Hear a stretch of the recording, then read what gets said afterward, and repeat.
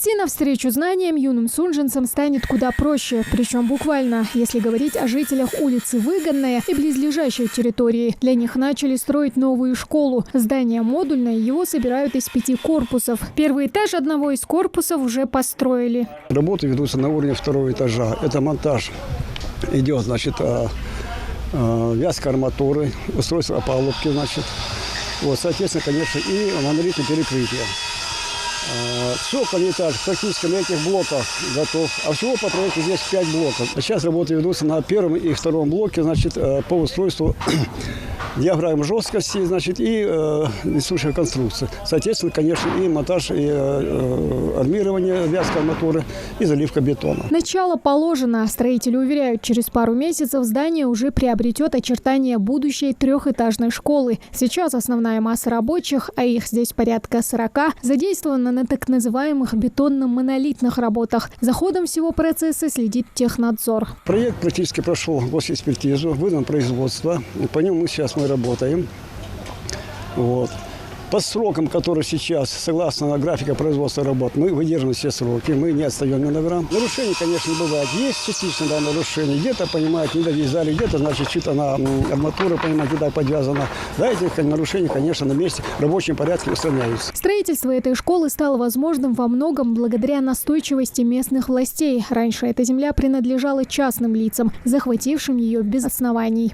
36 участков, которые были незаконно выделены гражданам, данные участки были отсужены через суд, решение суда, и на данном месте сейчас строится школа. На данный момент в городе Сунжа строится 3 общеобразовательных учреждения. Это вот эта школа здесь, в поселке Восточный, и также по улице Нуродилова. Новые и современные на смену старой и тесной. Этот объект поможет разгрузить близлежащую 6-ю школу. Здание 61-го года не соответствует современным стандартам. В общей сложности школа рассчитана на 220 мест.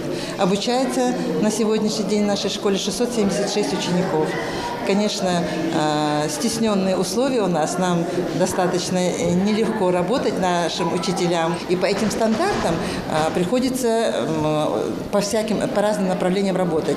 А чтобы выполнять качественно эту работу, конечно, нужны отдельные кабинеты, условия. Детей желательно приглашать бы после обеда, но у нас вся 2-я смена, она занята, потому что у нас и в 1-ю, и в 2-ю смену занимаются дети. Здесь нет актового зала, в кабинетах не развернуться, а продленку приходится проводить прямо в коридоре. Но, несмотря на сложные условия, педагогический состав старается не обделять своих подопечных. Образовательный процесс проходит без накладок. Завершение строительства новой школы ждут с нетерпением. Выкладывается, несмотря на это, и все, что можно, мы стараемся идти в ногу со временем. Где-то в кабинетах выкраивать время, подстраиваться как-то между сменами нашим учителям приходится, чтобы качественно выполнить какую-то определенную работу свою.